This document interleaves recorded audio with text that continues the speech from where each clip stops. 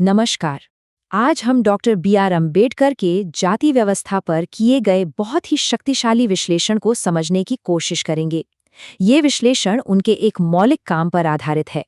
जरा एक पल के लिए सोचिए, एक ऐसी दुनिया के बारे में जहां कोई व्यक्ति क्या काम करेगा ये उसकी काबिलियत से नहीं बल्कि उसके जन्म से तय होता हो। ये सिर्फ एक कल्पना नहीं बल्कि एक सामाजिक हकीकत रही है। और बाबा साहेब अम्बेडकर वो विचारक थे जिन्होंने इस मुद्दे का सीधे तौर पर सामना किया। उन्होंने न सिर्फ इसे पहचाना बल्कि इसके गहरे सामाजिक और आर्थिक परिणामों को भी सबके सामने रखा। चलिए आज इसी में थोड़ा गहराई से उतरते हैं। जानते हैं, इन शक्तिशाली विचारों की जड़ें एक बहुत ही नाटकीय कहानी में हैं।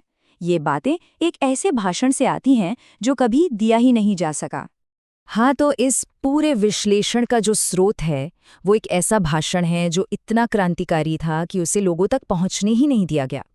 इसे 1936 में लाहौर में होने वाले जात-पात तोड़क मंडल के सम्मेलन के लिए तैयार किया गया था, लेकिन इसके विचार इतने तीखे और अपने समय से इतने आगे थे कि आयोजकों ने सम्मेलन ही रद्द कर दिया और ये भाषण कभी दिया ही नहीं जा सका। लेकिन कहते हैं ना कि विचार कभी मरते नहीं, तो ये भाषण बाद में एनिहिलेशन ऑफ कास्ट नाम की एक किताब के रूप में छपा और ललई सिंह यादव के हिंदी अनुवाद की वजह से इसके विचार पूरे देश में फैले और ये पक्का हो गया कि बाबा साहेब की आवाज हमेशा गूंजती रहेगी। तो आखिर अम्बेडकर का मुख्य तर्क था क्या? उनका कहना था कि जाति व्यवस्था काम के आधुनिक बंटवारे यानी डिवीजन ऑफ लेबर से बिल्कुल अलग है और बहुत ही ज्यादा खराब भी। अम्बेडकर के लिए जाति व्यवस्था सिर्फ कामों का बंटवारा नहीं थी, नहीं, ये उससे कहीं ज्यादा गहरी और समस्या से भरी हुई थी। उन्होंने इसे इंसानों का, मतलब काम करने वालों का एक ऐसा बंटवारा बताया जहां कुछ लोगों को ऊंचा और कुछ को नीचा मान लिया जाता है। यहां पर देखिए, दोनों व्यवस्थाओं के बीच का फर्क बिल्कुल साफ है।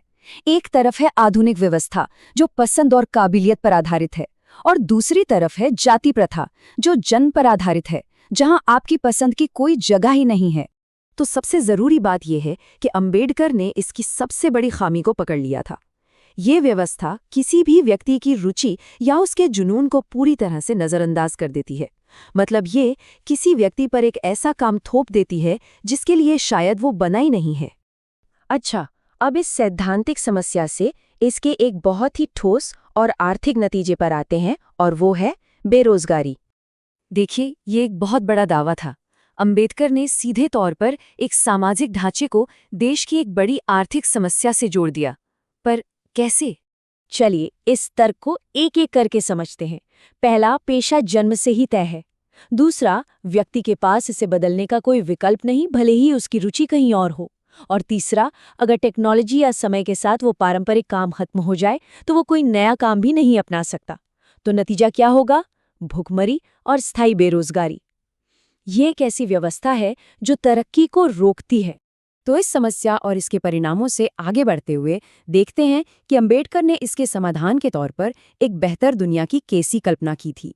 उनके आदर्श समाज का पहला स्तंभ था स्वतंत्रता, मतलब हर किसी को अपना पेशा चुनने, कहीं भी आने जाने और खुद को बेहतर बनाने की पूरी आज़ादी हो। दूसरा स्तंभ था समानता, यानी कानून और समाज की नज़र में सभी लोग बराबर हों, बिना किसी ऊंच नीच के भेदभाव के।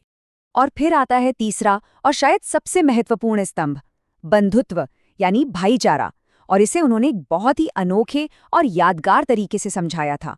ये जो बात है ये शानदार ढंग से दिखाती है कि उनके लिए भाईचारा सिर्फ एक शब्द नहीं था, ये तो लोकतंत्र की आत्मा थी। एक ऐसा सामाजिक बंधन जो दूध में मिले पानी की तरह हो, जिसे कोई अलग ही ना कर सके। यही तो है असली सामाजिक एकता।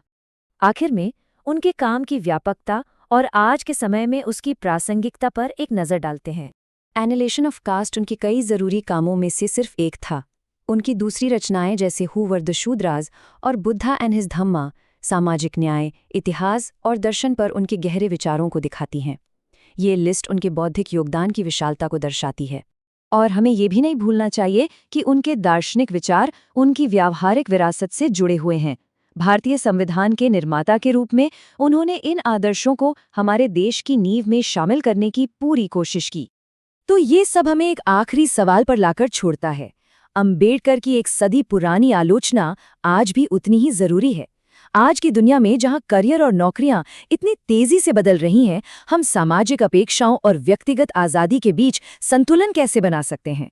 ये एक ऐसा सवाल है जिस पर हम सभी को सोचना चाहिए।